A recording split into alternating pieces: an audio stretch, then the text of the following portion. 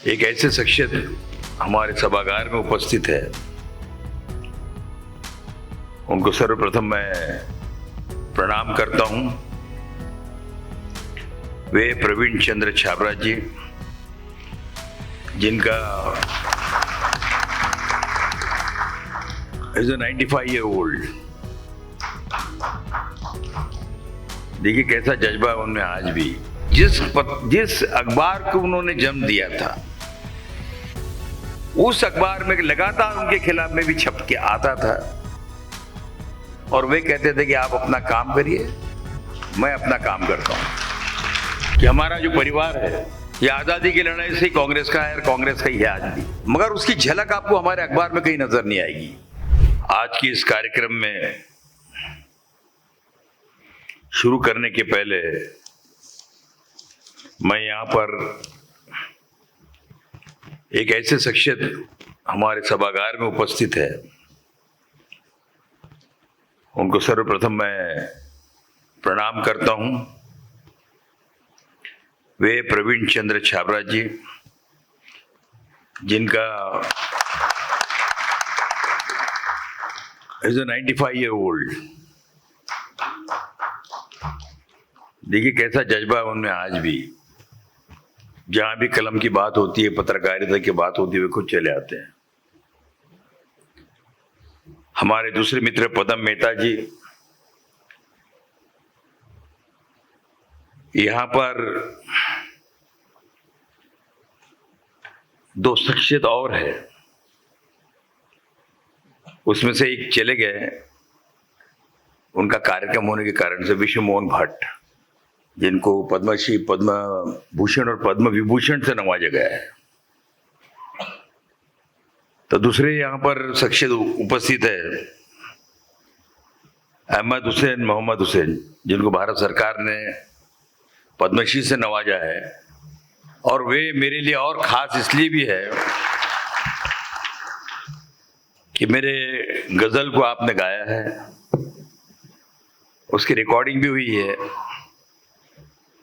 और अगर सब खैरियत रही तो शायद देश को भी सुनने मिलेगा वो। यहां पर एक और शख्सियत ऐसे जिनका मैंने उल्लेख नहीं किया, सोचा कि पहले करूं या बाद में करूं या कब करूं या नहीं करूं, मगर वे है मेरे छोटे भाई, जिनको मैं मेरा ऊर्जा स्थान कहता हूं, राजन बाबू दर्डा। मैं विशेष रूप से विद्रोह जी आपको बताना चाहूंगा कि हम दोनों भाई जो है ये प्रोफेशनल जर्नलिस्ट है। राजन बाबू ने लंदन टाइम्स में काम किया 2 साल, यूनिवर्सिटी में पढ़ाया, और मैंने भी मेरे काम की शुरुआत पहले टाइम्स ऑफ इंडिया और बाद में ब्लिट्ज से की थी, और क्राइम बीट में हम लोग काम करते थे। यहां पर उपस्थित सभी जो पत्रकारिता के विद्यार्थी है, उनके लिए भी मैं कुछ कहना चाहूंगा, मगर उसके पहले आज के इस कार्यक्रम में पत्रकारिता के उन साथियों को मैं बधाई देना चाहूंगा जिन्हें बाबूजी के नाम से, उनके स्मृति में पिंक सिटी के द्वारा आयोजित पत्रकारिता पुरस्कार से आज विभूषित किया जा रहा है। महाराष्ट्र के जनजीवन में बाबूजी के नाम से वे लोकप्रिय थे। बाबूजी राजनेता थे, वे एक प्रखर पत्रकार और पत्रकारिता को समर्पित व्यक्तिमत्व थे। इसलिए पत्रकारिता के प्रति समर्पण की धारा पर वे चलने वाले प्रखर पत्रकार तो थे ही, मगर इसीलिए उनके नाम से मैं ऐसा मानता हूं कि यहां पर पुरस्कार स्थापित किया गया है। और इस काम के लिए, इस कार्य के लिए मैं जयपुर के पिंक सिटी पत्रकार संघ को, उनके सारे पदाधिकारियों को, उनके अध्यक्ष जी को बहुत बहुत धन्यवाद देना चाहता हूं।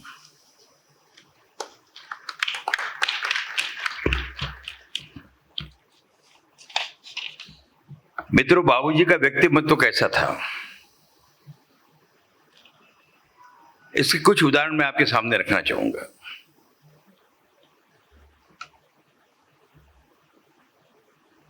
और उसके पहले मैं ये बताना चाहूंगा,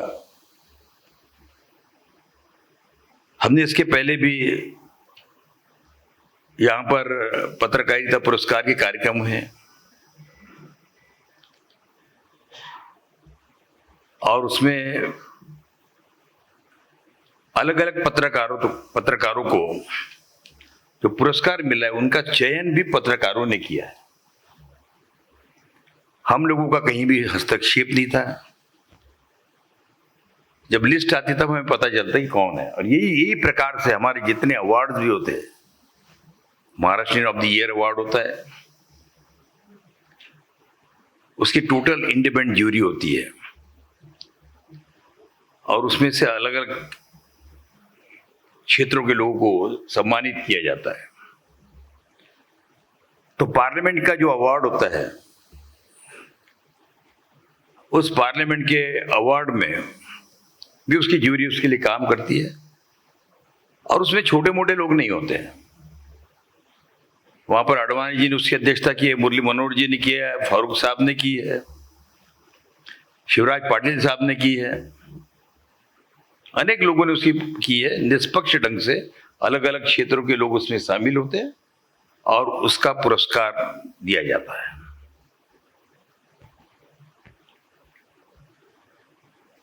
मैं एक क्षमा चाहूंगा कि यहां पर हमारे बीच में मेयर साहिबा भी यहां पर उपस्थित है,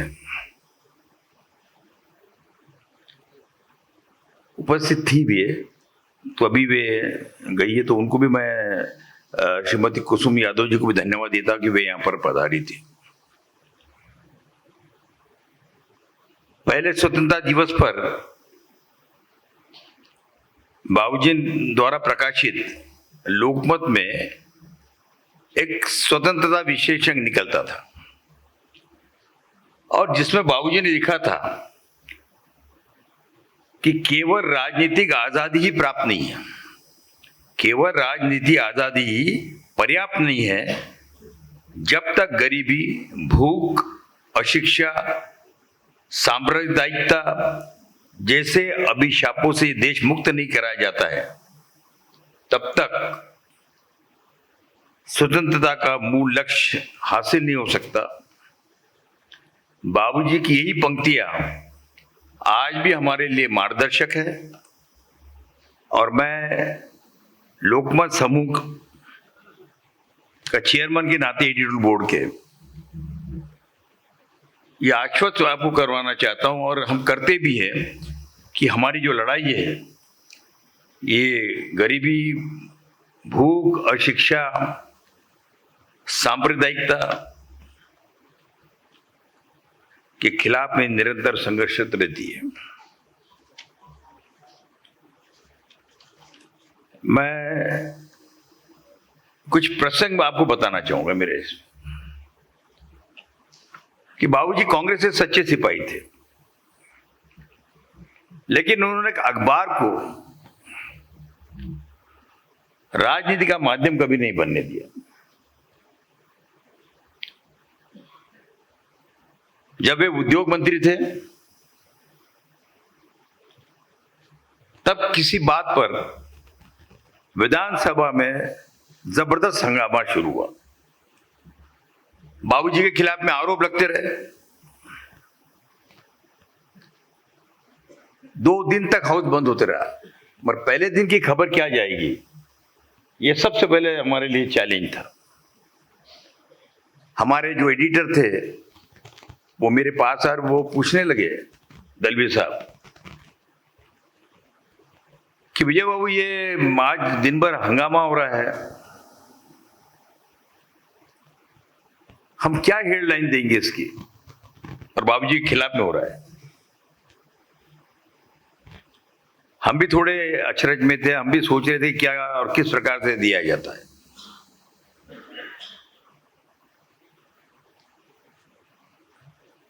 तब हमने बाबूजी से फोन किया और बाबूजी से पूछा, बाबूजी आज आपके खिलाफ में दिन भर हाउस बंद होते रहा, चलते रहा, बंद होते रहा,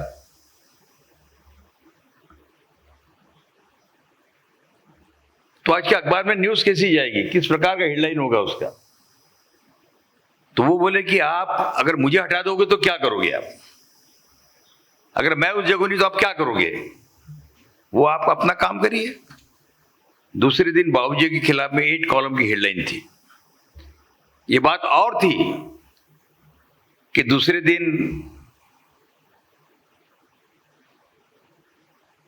खुद मुख्यमंत्री ने स्वयं घोषणा की फिर, इसमें दर्डा जी के संबंधी वो फाइल मेरे सिग्नेचर से गई थी। उन्होंने पत्रकारिता को कभी उसके साथ में मिक्सअप नहीं होने दिया। दूसरा मैं आपको एक किस्सा बताता हूं। वे स्वास्थ्य मंत्री थे बाबूजी।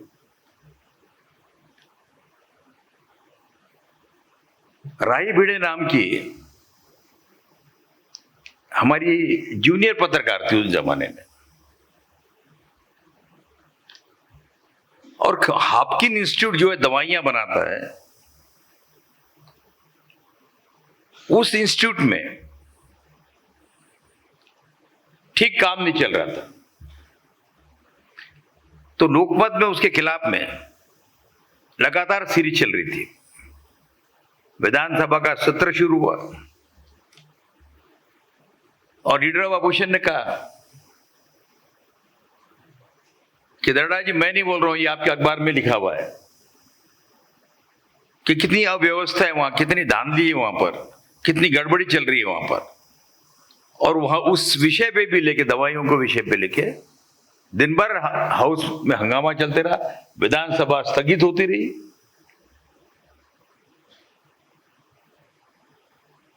तो वो हमारी जो नई पत्रकार थी वो घबराई हुई थी बहुत कि मेरे वजह से आज बाबूजी को इतनी तकलीफ हो रही है। लगातार वहां पर जितने सीनियर जर्नलिस्ट थे बाबूजी को मिलने आते थे शाम को। इन्होंने भी उनसे कहा कि राई तुम चल क्यों नहीं रही आज? बोले नहीं मैं बहुत डरी हुई, मैंने बाबूजी के खिलाफ इतना लिख दिया, वो बाबूजी के खिलाफ में था, मुझे मालूम नहीं था, मगर फिर भी मैंने न्यूज दी मैंने। तो उन्होंने नहीं चलो तुम। वो पीछे से छुपी हुई थी, बाबूजी को पता, बाबूजी को उन्होंने कहा कि ये राई आपकी बहुत डरी हुई है कि उसके इसने जो लिखा इसके कारण से आज हंगामा चल रहा था और आपको तकलीफ हो रही थी। तो बाबूजी ने कहा राई तुम अपना काम करिए, मुझे मेरा काम करने दीजिए, तुम्हारा और इसमें मेरा क्या संबंध है। ये दूसरा पत्रकारिता का ये था कि जिस अखबार को उन्होंने जन्म दिया था उस अखबार में लगातार उनके खिलाफ में भी छप के आता था और वे कहते थे कि आप अपना काम करिए, मैं अपना काम करता हूं। एक और प्रसंग बताना चाहूंगा आपको मैंने जैसे कि आपको कहा कि हमारा जो परिवार है ये आजादी की लड़ाई से कांग्रेस का है और कांग्रेस का ही है आज भी, मगर उसकी झलक आपको हमारे अखबार में कहीं नजर नहीं आएगी। और इसी कारण से लोग 6 रुपए देके उसको खरीदते हैं और वो आज भाषा के अंदर हिंदुस्तान का नंबर 1 अखबार है। तो वो प्रसंग ऐसा था कि इंदिरा जी उस वक्त पंतप्रधान पद पर नहीं थी। उस समय में इंदिरा जी और मेनका जी के बीच में कुछ संघर्ष चल रहा था। आखिर वो घर छोड़ के वहां से निकल गई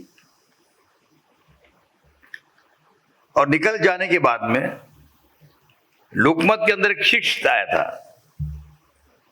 हमारे यहां पर एक पत्रकार थी हमारी,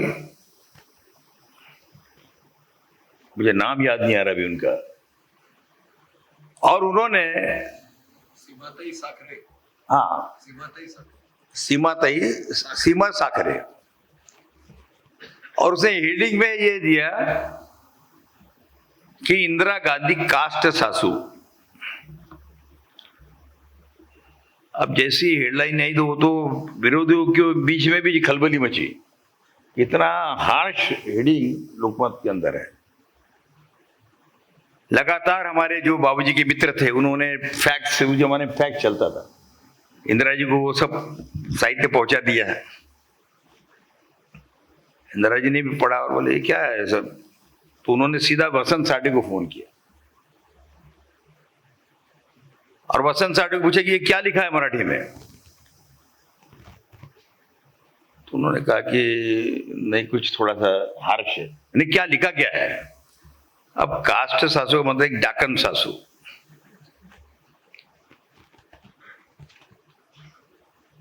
उसके बाद में बाबूजी को उन्होंने, मैडम ने बुलाया और कहा कि दर्डा जी पढ़ा आपने? मैंने पढ़ा मैंने। देखिए मैडम, मेरे यहां पर अलग अलग विचारों के हजारों पत्रकार काम करते हैं और मैंने उनको पूरा फ्रीडम दिया है। आप ये छोटी मोटी बातों की तरफ ध्यान मत दीजिए करके बात खत्म कर दी उन्होंने। ये पत्रकारिता है।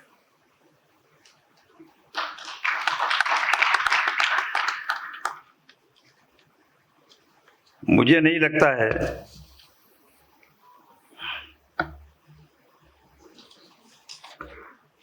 कि इसीलिए जब लोकमत के 50 वर्ष हुए पूरे,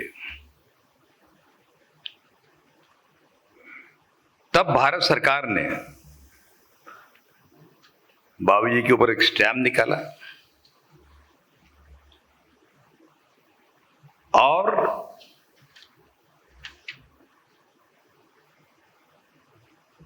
उस 50 साल के कार्यक्रम में हमारे होम मिनिस्टर श्री अमित शाह साहब उपस्थित थे और जैसा कि बताया गया था हमने कि वो जो हमारा एंथम बना था वो उन्होंने रिलीज किया था और उसी समय में हमने उन पत्रकारों का सम्मान किया, 5 लोगों का, कि जिन्होंने अपनी कलम की चमक दिखाई थी और हम कहते थे कि हम कलम की आजादी के 50 वर्ष का जश्न मना रहे। और इसीलिए बाबूजी को 2013 12 सितंबर को ब्रिटेन के हाउस ऑफ कॉमन्स में मरणोत्तर भारत के स्वतंत्रता आंदोलन के दौरान और उसके बाद देश की विकास यात्रा में उनके योगदान के लिए लाइफ टाइम अचीवमेंट अवार्ड देकर सम्मानित किया गया था। यहां तक ही नहीं तो 2 दिसंबर 2005 को हमारे उपराष्ट्रपति जी माननीय भैरव सिंह जी शेखावत, जो कि यहां के सुपुत्र थे, उनके हाथों से बाबूजी के का डाक टिकट 5 रुपए का निकाला था उन्होंने। और हाल ही में 2022 में भारत सरकार ने स्वतंत्रता सेनानी जवाहरलाल जी दर्डा की जन्म शताब्दी के उपलक्ष्य में माननीय पंतप्रधान नरेंद्र मोदी जी और पहल की थी निर्मला सीतारामन जी ने, जो एफएम थी, उन्होंने 100 रुपए का सिक्का निकाला। 2 विचारों के अलग अलग लोग थे, मगर उनका अपने पत्रकारिता पे जो विश्वास था, जो उनकी निष्ठा थी, उस निष्ठा, सम्मान उनके पाठकों के प्रति, उसका वो अवार्ड है, ऐसा हम लोग मानते हैं। मैं एक बात बताना चाहूंगा जाते जाते, पत्रकारिता खतरे में नहीं है और ना ही पत्रकारिता खतरे में हो सकती कभी। केवल आपको पत्रकारिता में कीमत देने की ताकत होनी चाहिए। लोकमत के आज तक 3 बार विज्ञापन बंद हुए। एक बार जनता राज में बंद हुए, दूसरी बार कांग्रेस के मुख्यमंत्री जब बाबा साहब थे तब बंद हुए, और तीसरे बार उसके पहले इमरजेंसी में बंद हुए। हम लोगों ने विनोबा जी भावे की वो स्टोरी दी थी वहां पर। सरकार के वहां पर हमारे चीफ मिनिस्टर शंकर राव चौहान थे, और मराठवाड़े के एक जिले के अंदर एक बालिका 500 रुपए के लिए गिरवी रखी गई थी। उसको लोकमत के वजह से छुड़ाया गया, उसकी जो स्टोरी दी गई थी, और तब उन्होंने कहा था कि अगर ये खबर झूठ निकली तो मैं पिता पुत्र दोनों पुत्र को मैं मिसा में बंद करूंगा। बाबूजी ने बहुत अच्छा जवाब दिया था उस वक्त विधानसभा में। बाबूजी ने यह कहा था, मुझे लगता कि ब्रिटिश जेल से बुरे जेल नहीं होंगे ये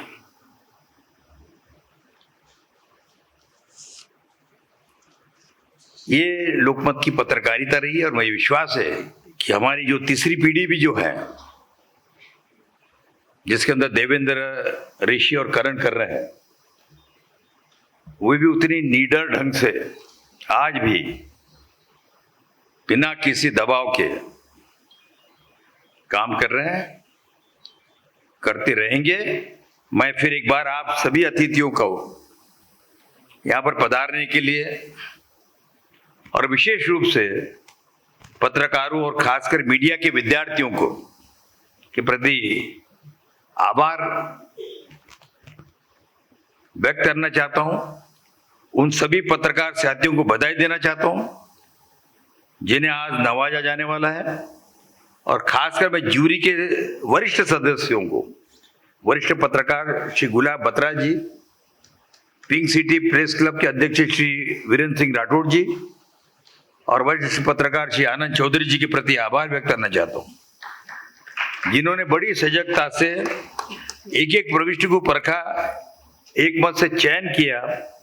मैं लोकमत समाचार के जयपुर के हमारे ब्यूरो चीफ जितेंद्र प्रधान जी और हमारे बिजनेस हेड श्री हिमांशु पाटनी को भी धन्यवाद देना चाहूंगा कि उन्होंने भी अपनी महत्वपूर्ण भूमिका अदा की इसमें।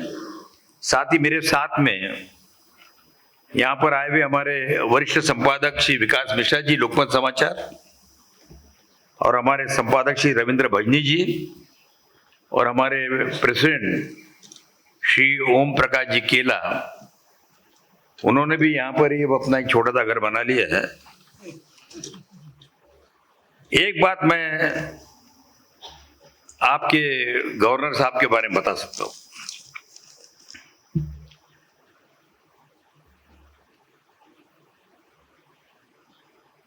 ये नॉर्मल गवर्नर नहीं है।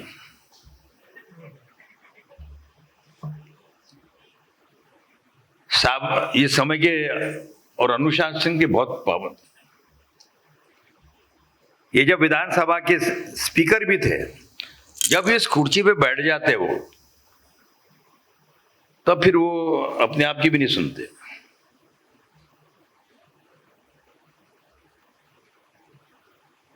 जमीन से जुड़े हुए हैं, जनता के न सुन के हाथ है, और जिसको ईमानदार कहा जाता है आज के भाषा में। जितने चुनाव लड़े अपनी जमीन बेच बेच के लड़े। आज एक सदस्य बन जाता है म्युनिसिपैलिटी का, दूसरे दिन देखता हूं तो बड़ी गाड़ी में घूमते हुए नजर आता हूं। इनके पास में पुरानी हुई मोटरसाइकिल पे घूमते थे। उन्होंने साफ कह दिया मेरे पास अब पैसे नहीं चुनाव लड़ने के लिए, इसलिए मैं चुनाव नहीं लड़ता हूं। मगर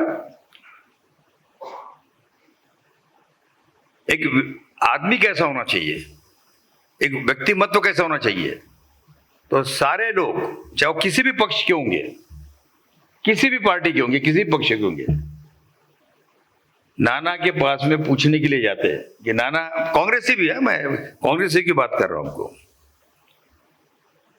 बीजेपी वाले कम जाते होंगे, वे सबका आधार स्तंभ है। और आप देखना यहां पर भी वो यूनिवर्सिटी के अंदर, शिक्षा के अंदर, वो वहां पर मौके पे पहुंच जाएंगे। वो ऐसा व्यक्तिमत्व आपको मिला है। और इसका मैं उल्लेख इसलिए कर रहा हूं कि 30 तारीख को राजस्थान दिवस है, उसकी आप सबको बहुत बहुत बधाई, शुभकामनाएं। आप इस राजस्थान की मिट्टी की सुगंध को लेकर खूब फले फूले, और जैसा महाराष्ट्र आज देश में नंबर 1 राज्य है, ये भी राज्य बने, यही शुभकामना आपको देता हूं मैं। और इसी के साथ में मैं मेरे 2 शब्द को विराम देता हूं। आपका आभारी हूं, धन्यवाद। जय हिंद, जय महाराष्ट्र, जय राजस्थान।